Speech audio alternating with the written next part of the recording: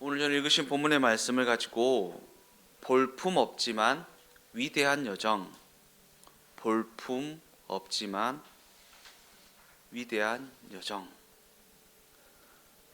우리가 살아가는 이 여정은 볼품이 없습니다. 뭐 볼 게 있습니까? 그러나 하나님은 그 여정이 위대하다라고 말씀하십니다. 왜냐하면 우리의 삶은 하나님의 일하심이 있는 무대 가운데 있다라고 성경은 이야기하고 있기 때문입니다.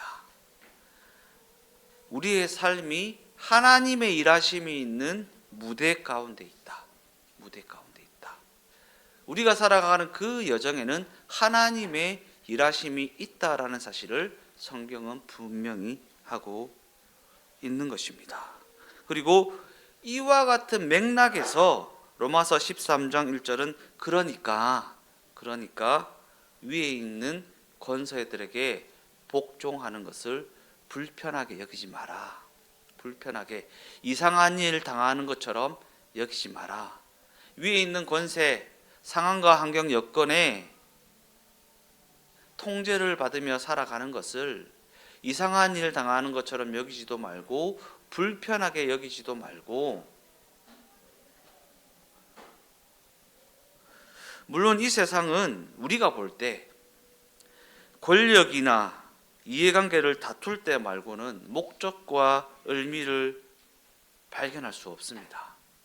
권력을 다투고 이해관계를 다투고 내한테 이득이 되냐 안 되냐, 내한테 좋은 것이냐 안 좋은 것이냐라고 하는 권력이나 이해관계를 다툴 때 외에는 그 목적과 의미를 발견하지 못합니다. 그러나 우리 신자들은 하나님이 인류를 구원하셨으며 그 인류에게 복된 것을 주려 하신다라는 것을 믿는 믿음을 가지고 살아갑니다. 하나님이 독생자 예수 그리스도를 통해 인류를 구원하셨다. 하나님이 그 인류를 구원하신 것에는 그들에게 복된 것을 주려 하시는 하나님의 뜻과 의도하심이 있다라는 그러한 믿음을 가지고 우리는 살아간다라는 것입니다.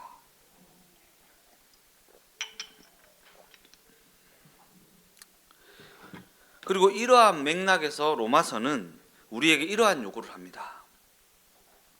너희가 속하여 있는 정황 속에서 너희의 역할을 감당하며 그 자리를 지키라. 너희가 직면하여 있는 그 현실과 그 정황 속에서 너희의 역할을 성실하게 감당하며 그 자리를 지키라. 우리가 직면하여 있는 그 상황과 환경과 여건이 마음에 들지 않는다 할지라도 그 역할을 성실히 감당하며 그 자리를 지키라. 그리고 이와 같은 맥락에서 5절과 6절에서 다루어지고 있는 조세를 바치라, 세금을 바치라 라는 것도 자신의 역할과 자리를 지키라는 이 요구의 실천적 일환에서 하고 있는 권면이라는 것입니다. 아무리 나라가 마음에 들지 않아도, 아무리 대통령이 마음에 들지 않고 국회의원들이 마음에 들지 않고 이 나라의 방향성이 마음에 들지 않는다 할지라도 그 자리에서 그 역할을 감당하며 그 자리를 지키라 라는 의미에서의 권면이라는 것입니다. 그리고 로마서 13장의 이 권면이 주어진 정황을 두려워하지 말라라는 것은 주어진 그 정황이 전부가 아니기 때문에, 눈에 보이는 그 상황과 환경과 여건이 전부가 아니기 때문이라는 것입니다. 물론 우리가 몸담고 있는 그 현실적 정황, 우리가 직면하여 있는 그 문제들은 너무나도 어렵고 너무나도 힘이 듭니다. 이는 우리가 예수를 믿어 거룩한 목적으로 부르심을 입었다는 것이 하나님이 우리의 조건을 개선해 준다라는 의미는 아니기 때문입니다. 우리가 직면하여 있는 현실적 정황이 너무나도 어렵고 힘이 들잖아요. 나 예수 믿는데 왜 이렇게 힘드노? 나 예수 믿는데 왜 이렇게 상황이 안 좋노? 나 예수 믿는데 나한테 왜 이런 일이 일어나노? 이렇게 생각할 때가 있지만, 우리가 예수를 믿어 하나님의 백성으로 부르심을 입었다는 것이 하나님이 우리의 조건을 개선해 준다라는 의미는 아니다라는 것입니다. 하나님이 우리의 조건을 개선해 주시기 위해서 부르신 것이 아니다라는 것입니다. 하나님의 뜻과 의도하심 가운데 부르신 것이지, 하나님이 우리를 부르셨다라는 것이 우리의 조건을 개선해 준다라는 의미는 아니다라는 사실을 이해하셔야 한다라는 것입니다. 그래서 우리는 하나님이 우리에게 거룩하고 중요한 사명을 맡기셨음에도 불구하고 현실에서는 보잘것없는 지위와 무력한 역할을 허락하신 이유가 잘 이해되지 않습니다. 하나님이 나를 하나님의 백성으로 부르셨으면 그에 걸맞는 지위와 그에 걸맞는 실력을 주셔야 되는 거 아닙니까? 왜 이렇게 무력하게 살아가게 하시고 왜 이렇게 보잘것없이 살아가게 하시는 것입니까? 라는 의문을 가질 때가 많이 있다라는 것입니다. 그래서 우리에게는 늘 주어진 정황에 대한 불만이 있습니다. 그죠? 우리에게는 늘 주어진 정황에 대한 불만이 있다. 그러나 성경은 이렇게 불만을 가지고 살아가는 우리에게 자기를 부인하고 자기 십자가를 지고 주님을 따라갈 것을 요구하고 있습니다. 마태복음 16장 24절 말씀입니다. 이 예수께서 제자들에게 이르시되 누구든지 나를 따라오려거든 자기를 부인하고 자기 십자가를 지고 나를 따를 것이니라. 자기를 부인한다라는 것이 무엇입니까? 자기를 부인한다. 자기라는 존재와 자기의 가치와 자기가 가치 있다고 하는 것을 부정하는 것입니다. 내 존재를 부정하고 내 존재적 가치를 부정하고 내가 가치 있다고 생각하는 것을 내려놓는 것, 그것이 여기서 말하는 자기 부정입니다. 그러기에 이는 나에게 권력을 행사할 실력이 있고 자신을 증명할 능력이 있다 할지라도 그것을 사용하지 않을 수 있는 실력이 있어야 된다는 것입니다. 세상에는 내 돈 내 산 이런 얘기가 있죠. 내가 내 돈 주고 내가 사서 내가 하든 네가 왜 이런 거죠. 그런데 오늘 찬양했던 것처럼 나에게 주인이 있음을 아셔야죠. 나에게 주인이 있음을 아셔야죠. 네. 지난 주일부터 해서 주일, 월, 화 이렇게 해서 우리 김수원 성도님 댁에 페인트 칠을 했어요. 페인트 칠을 했는데 제 오랜 제자한테 부탁을 해서 이제 그 친구가 페인트 작업을 한다 해서 했는데 자기는 이제 조그만한 페인트 사업체를 하고 있고 어떨 때는 일당쟁이로 가서 일을 하고 어떨 때는 작업주가 되어서 작업을 세팅해서 일을 한다 이거예요. 근데 처음에는 자기가 하고 있는 일이 있어서 이미 일당쟁이로 이렇게 계약을 한 게 있어서 그냥 사람들 불러서 칠하고 저녁에 와서 그냥 하기만 해야지 했는데 안 되겠다 싶어서 자기가 예비군 훈련 간다 하고 이틀을 빼고 이제 작업주로서 또 일을 했다 그러더라고요. 왜 그랬냐 이랬더니 나도 일당쟁이로 일하러 가면 농땡이를 피운다. 나도 일당쟁이로 일을 하러 가면 그냥 일당쟁이의 목적은 일당을 받는 거죠. 그죠? 일당을 받으면 끝납니다. 근데 작업주의 목적은 작업을 맡긴 사람에게 만족을 줘야 다음에도 작업을 따올 수 있는 거잖아요. 그죠? 그러니까 작업주가 있을 때에 일하는 거랑 작업주가 없을 때에 일하는 거랑 완전히 일하는 게 다르다라는 거죠. 그래서 제가 둘째 날 점심 때 야, 뭐 점심이나 같이 먹자 하고 갔더니 반대쪽 벽을 다 칠해놨는 거예요. 야, 이거는 뭐 칠해놔도 안 했는데 왜 칠해놨노 그랬더니 뭐 그냥 노는 김에 칠했지요. 일당쟁이로 가면 절대로 할 일이 없는 일이라고. 일당쟁이로 가면 절대로 할 일이 없는 일이지만 뭐 목사님 봐서 뭐 칠했다고 뭐 이렇게 얘기해요. 하는데 하다못해 세상에서 일당쟁이를 하는 사람도 작업주가 있는 것과 없는 것이 삶이 완전히 일하는 것이 완전히 다르잖아요. 우리가 우리에게 주인이 있다라는 것을 알고 살아가셔야 합니다. 우리의 삶을 주관하시고 주장하시고 계획하시고 인도하시는 분이 계시다라는 것을 알고 살아가야 한다. 나에게 실력이 있고 나에게 자신의 능력을 증명하는 그 무엇이 있다고 할지라도 그것을 내 주인께서 허락하지 않는다면 그것을 내려놓을 수 있는 인식이 우리한테 있어야 한다라는 것입니다. 왜냐하면 그것이 바로 성경이 이야기하는 자기 부인이기 때문입니다. 우리가 읽었던 마태복음 16장 24절 말씀의 타이틀이 무엇입니까? 제자도요. 제자도. 스승이 있다라는 거, 주인이 있다라는 거. 누구든지 나를 따라오려거든 자기를 부인하고 자기 십자가를 지고 나를 따를 것이니라. 목적이 뭐예요? 나를 따라오려거든 자기를 부인해라. 이와 같은 관점에서 성경은 하나님이 우리를 세상이 보기에는 별 볼 일 없어 보이는 그러한 정황 속에 놓으셨다라고 말합니다. 하나님이 우리를요. 우리가 실력이 없어서가 아니라 하나님이 우리를 세상이 보기에 별 볼 일 없어 보이는 정황 속에 넣어두셨다. 물론 우리에게는 이와 같은 대목이 너무나도 어렵습니다. 마음에 들지 않습니다. 하나님 왜요? 이렇게 합니다.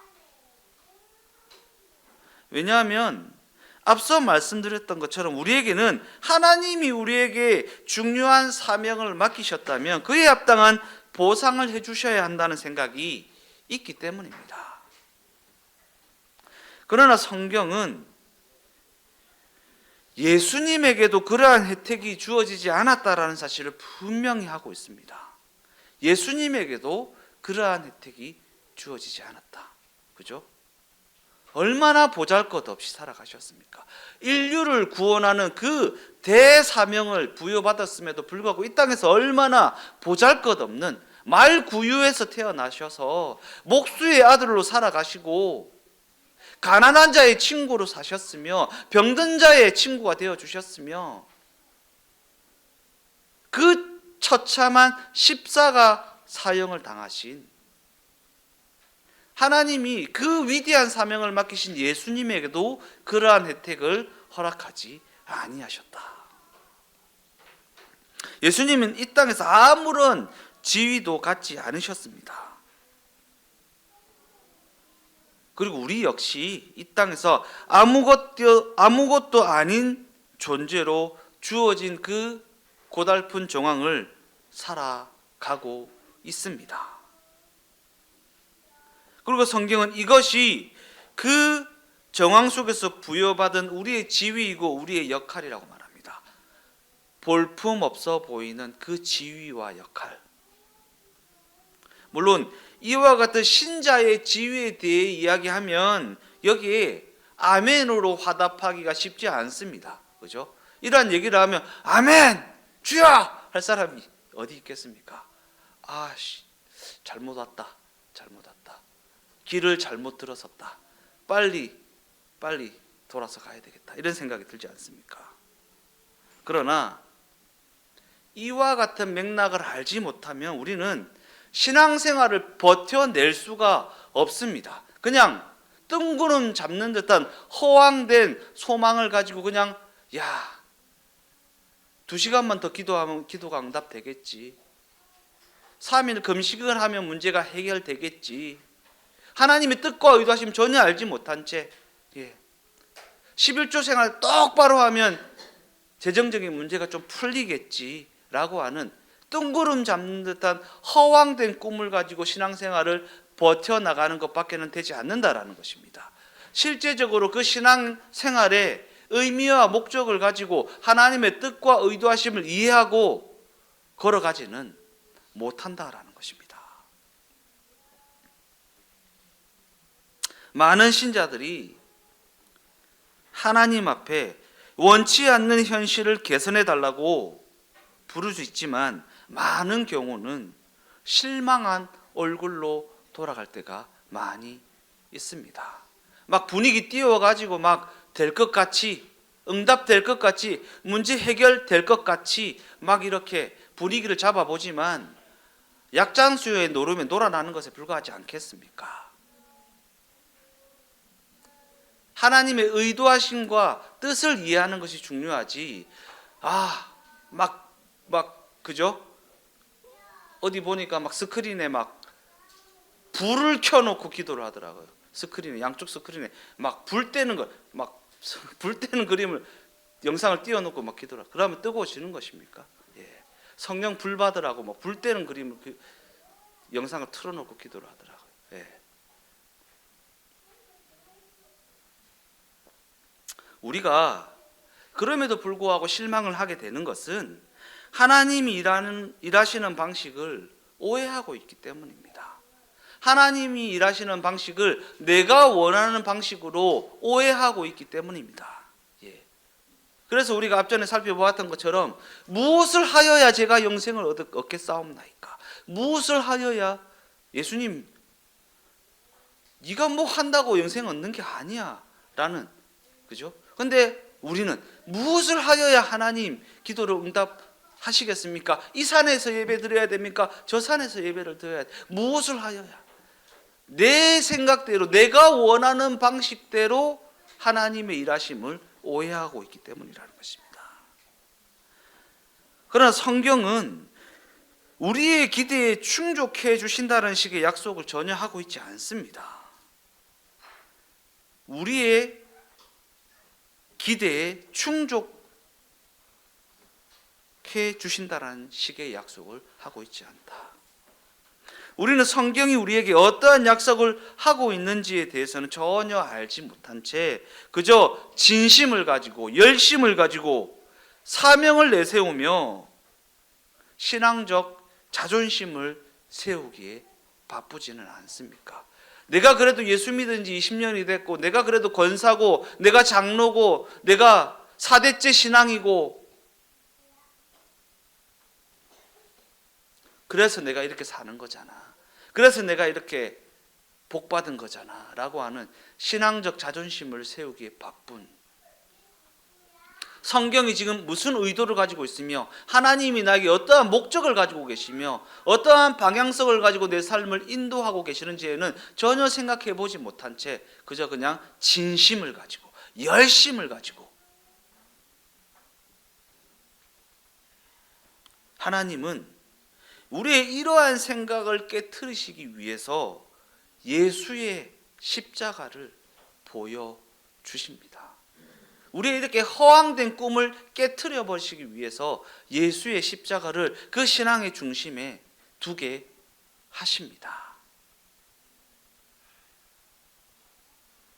그런 관점에서 이사야서 53장 말씀은 메시아에 대한 예언을 담고 있는데, 이는 메시아가 임하실 것인데 그 모습은 우리의 기대와 부합하지 않는다라는 내용입니다. 메시아가 약속대로 오실 것인데 그 메시아는 우리의 기대와 부합하지 않는다라는 내용을 담고 있습니다. 읽어보겠습니다. 이사야서 53장 1절에서 2절까지의 말씀. 우리가 전한 것을 누가 믿었느냐? 여호와의 팔이 누구에게 나타났느냐? 그는 주 앞에서 자라나기를 연한 순 같고 마른 땅에서 나온 뿌리 같아서 고운 모양도 없고 풍채도 없은즉 우리가 보기에 흠모할 만한 아름다운 것이 없도다.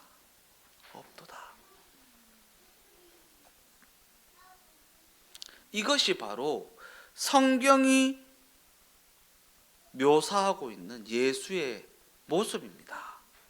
그리고 우리가 따라가야 할 예수의 모습입니다. 우리가 따라가야 할, 누군지 나를 따라오려거든, 이러한 것이기 때문에 예수님이 자기 부인을 얘기하시는 것입니다. 내가 가치 있다고 생각하는 것을 내려놓을 수 있어야 예수를 따라갈 수 있다. 내가 가치 있다고 생각하는 건 무엇입니까? 떵떵거리고 살고 돈 걱정 안 하고 살고 문제 없이 살아가고 이 땅에서 누가 봐도 와, 예수 믿는 사람 다르네 라고 할 수 있는 그 모습이 우리가 가치 있다고 하는 것 아닙니까? 그런데 예수님은 누구든지 나를 따라오려거든 자기를 부인하고 자기 십자가를 지고 나를 따를 것이니라. 하나님이 예수를 보내시어 우리 죄를 씻어주시고 죽음으로 끝날 그 인생을 부활 승리를 통하여 반전을 이루어주시며 하나님을 떠나 폐허가 된 우리의 심령을 찾아오셔서 당신과의 관계를 회복시켜 주셨습니다. 하나님이 우리의 아버지가 되어 주셔서 우리는 그의 자녀라는 지위를 누리며 살아가게 되었습니다. 그리고 이 일을 이루어내신 분이 바로 예수 그리스도이십니다. 볼품없는 모습으로 오셔서 이 일을 이루어 내셨다라는 것입니다. 구름 타고 오신 거 아니지 않습니까? 볼품없는 모습으로 오셔서 하나님의 이 일을 이루어 내셨다. 이렇게 예수는 이 땅에서 볼품없는 모습으로 살아내셨습니다. 그리고 성경은 우리도 예수와 같이 이 땅에서 그와 같은 모습으로 살아가야 한다라고 이야기하고 있다는 것입니다. 오늘 제목이 무엇입니까? 볼품없지만 위대한 여정. 볼품없지만 위대한 여정. 하나님이 예수 안에서 우리를 당신의 자녀로 부르셨기 때문에 예수에게 그리하셨듯이 우리에게 또한 현실적 정황이라는 그 무대 속에서 살아가게 하신다라는 것입니다. 현실적 정황, 마음에 들지 않는 문제로만 여겨지는 고달픔으로만 여겨지는 그 현실적 정황 속에서 살아가게 하신다. 그리고 우리가 각자의 자리로 돌아가서 각자에게 주어진 지위와 역할을 감당해야 할 이유가 바로 여기에 있는 것입니다. 그 고달픔의 현장으로 다시 돌아가서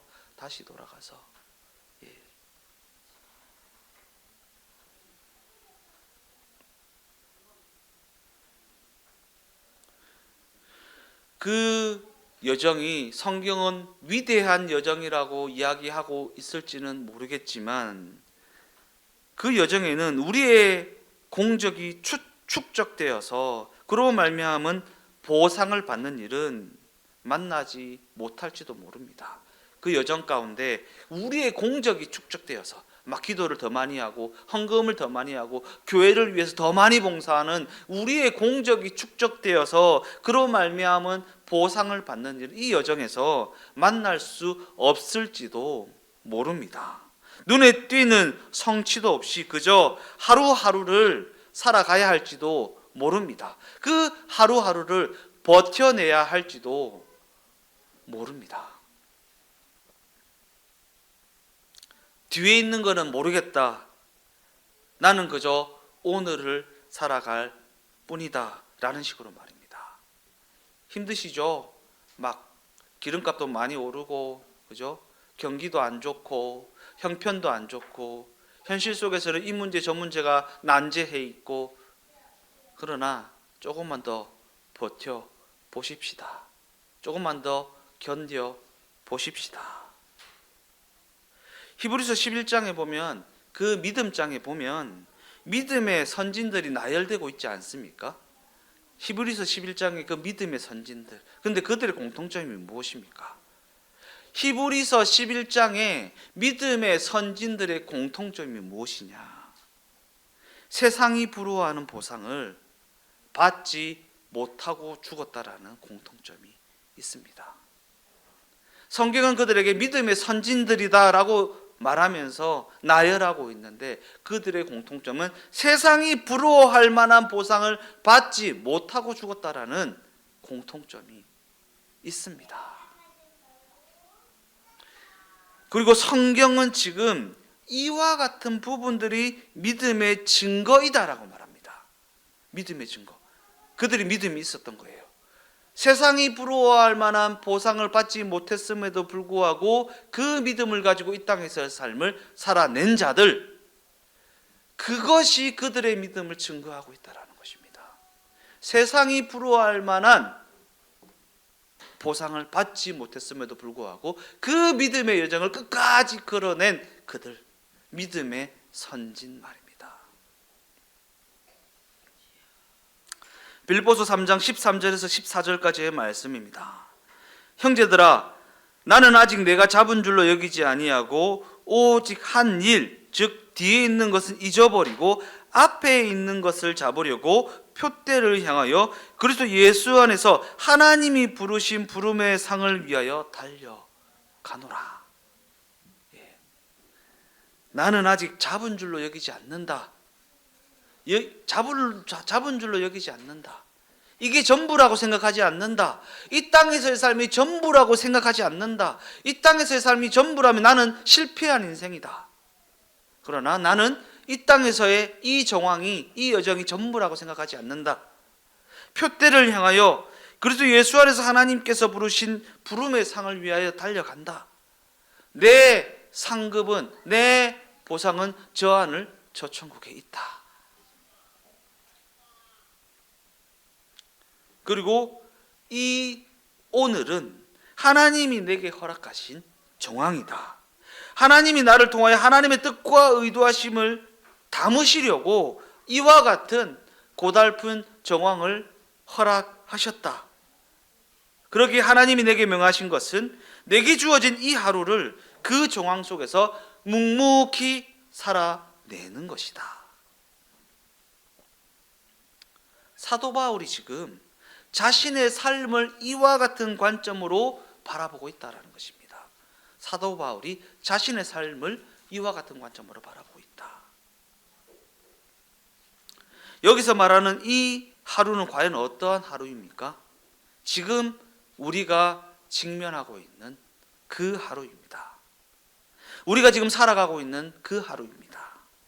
때로는 아무것도 아닌 것 같은, 때로는 폭풍과 몰아치는, 그리고 때로는 기가 막힌 일들이 일어나고 자신의 존재가 거부당하는 것 같은 그러한 하루입니다.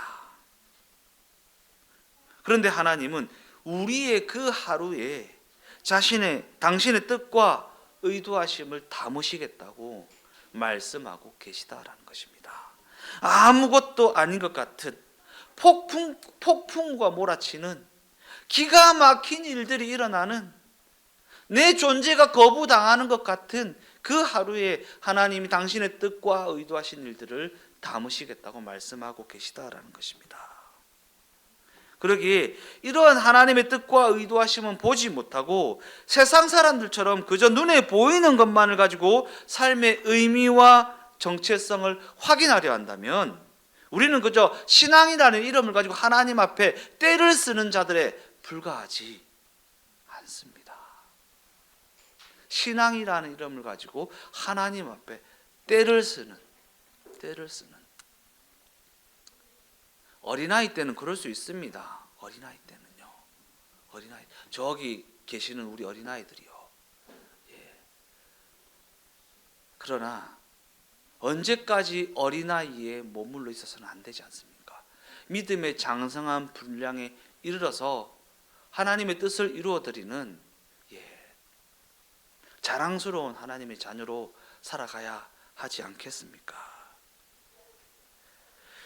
에베소서 5장 8절 말씀입니다. 너희가 전에는 어두움이더니 이제는 주 안에서 빛이라, 빛의 자녀들처럼 행하라. 어두움이라는 것은 갈 바를 알지 못하게 하는 것이고, 빛은 길을 비춰주는 역할을 하는 것입니다. 이는 우리에게 빛이 있으면 우리가 어떠한 길을 걸어가야 하는지 알 수 있다라는 것입니다. 빛이 있으면, 예수가 있으면, 예수와 동행하는 삶을 살아가면 우리가 어떠한 길을 걸어내야 하는지 알 수 있다라는 것입니다. 더 나아가 우리에게 빛이 있으면, 예수가 있으면, 예수와 동행하면 세상의 도전과 그 시험 앞에서도 하나님의 뜻과 의도하심을 담아내는 삶을 살아낼 수 있다라는 것입니다. 우리에게 돈이 있어서, 실력이 있어서, 여유가 있어서, 시간이 있어서가 아니라 예수가 있으면, 예수가 동행하시면 어떠한 세상의 도전과 시험 앞에서도 하나님의 뜻과 의도심을 담아내는 삶을 살아낼 수 있다. 그러니까 우리가 지금 늘어놓고 있는 나 살기 편한 정황을 달라는 기도를 하기에 앞서 어떠한 정황 속에서도 하나님의 뜻과 의도하심을 담아내는 삶이 되기를 원한다라고 그렇게 고백하실 수 있는 우리가 되어졌으면 좋겠습니다. 물론 우리는 매일의 삶에서 시험과 도전을 받기도 합니다. 네가 그렇게 예수 잘 믿어서 얻은 것이 무엇이냐라고 매일의 현실을 우리에게 도전을 합니다. 우리는 이런 시험과 도전 앞에 무엇이라고 답을 해야 하는 것인가? 에베소서 5장 15절에서 17절까지의 말씀입니다. 그런즉 너희가 어떻게 행할지를 자세히 주의하여 지혜 없는 자 같이 하지 말고 오직 지혜 있는 자 같이 하여 세월을 아끼라. 때가 악하니라. 그러므로 어리석은 자가 되지 말고 오직 주의 뜻이 무엇인가 이해하고 살아가야 한다. 어리석은 자 같이 그냥 어릴 때는, 철없을 때는 다 어리석잖아요. 어리석은 자 같이 그냥 때 쓰는 것에 몰두하는 지혜 없는 자 같이 하지 말고 오직 주의 뜻이 무엇인가 이해하고 내가 어떻게 행할지를 주의하여 지혜 없는 자 같이 하지 마라. 매일같이 반복되는 우리의 삶은 그저 의미 없이 흘러가는 것이 아닙니다. 그 속에서 하나님이 일하고 계십니다. 하나님이라고 계십니다. 단지 우리 눈에 안 보일 뿐이고 우리가 영적으로 우둔하여서 못 느낄 뿐이지 그 속에서 하나님이 일하고 계십니다. 그러니까 이 시간들을 그저 그냥 흘러보내지 마십시오. 왜냐하면 신자의 삶은 그저 보이는 곳으로 보상받기 위해 주어진 삶이 아니기 때문입니다. 물론 이 사실을 깨닫고 인정하는 것은 쉬운 일은 아닙니다. 쉬운 일은 아닙니다. 그러나 그러한 상황을 감수하는 것이 쉽지 않다라는 이유로 혹은 그 상황을 뚫고 나갈 만한, 그 상황을 극복할 만한 실력이 내게 없다라는 이유로 그 일을 포기해버리고 만다면 우리의 신앙 고백은 거짓이 되어버리고 말지 않겠습니까? 그 상황을 뚫고 나갈 만한 실력이 내게 없다. 그 상황을 극복할 만한 실력이 내게 없다라는 이유로 하나님의 뜻과 의도하심을 무시해버리면, 모르는 척 해버리면, 안 들은 척 해버리면 우리의 신앙 고백이 거짓이 되어버리고 만다. 결론적으로 말씀을 마무리하겠습니다. 우리의 가치는, 신자의 가치는 그가 자기 자신을 얼마나 넘어섰느냐, 자기 자신을 얼마나 부인하였느냐에 달려 있습니다. 자기 자신을 넘어 하나님의 뜻과 의도하심을 붙들 수 있는 것, 이것은 세상 그 어떤 가치와도 견줄 수 없는 소중한 것입니다. 자신을 넘어, 자신을 부인하고 자신이 가치 있다라는 것을 내려놓고 하나님이 가치 있다라는 것을 붙들 수 있는 것, 이것은 세상 그 어떤 가치와도 견줄 수 없는 가치입니다. 우리의 주인 되신 하나님은 창조주이시고 인격자이십니다. 창조주이시고 인격자이시다. 이 사실을 결코 잊어서는 안 됩니다. 우리의 주인 되신 하나님은 창조주이시며 인격자이시다. 무슨 말이냐면요, 억지로 하지 않으신다라는 거예요. 기다려 주신다라는 거예요. 뜻과 의도하심이 있지만 막 억지로 밀어붙이지 않으신다라는 것입니다. 우리와 인격적인 관계를 맺고 할 수 있겠어? 할 수 있겠어? 한번 해볼래? 아빠가 했으면 좋겠는데, 아빠는 이렇게 했으면 좋겠는데 한번 해볼래? 아빠 못하겠어? 그래, 그럼 조금만 더 기다려줄게. 이렇게 하시는 분입니다. 하나님의 뜻과 의도심 억지로 밀어붙이는 분이 아니십니다. 이것이 얼마나 큰 은혜인지를 이해하여서 자신의 삶을 소극적인 것에 가두어두지 마십시오.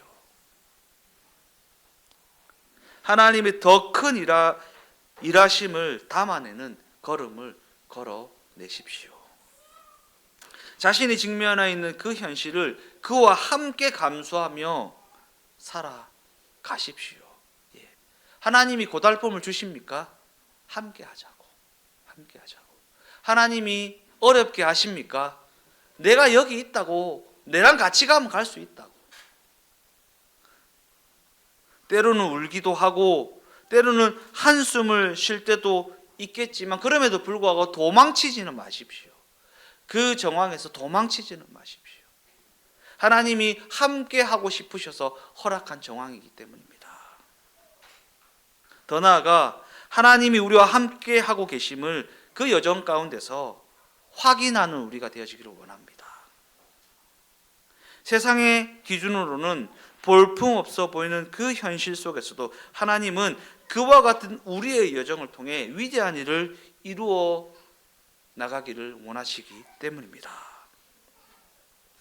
하나님의 그 위대하심을 그저 성경에서만 확인하는 것이 아니라 각자의 현실과 각자의 인생에서 체험하며 살아가는 인생이 다 되어지시기를 예수님의 이름으로 축원드립니다.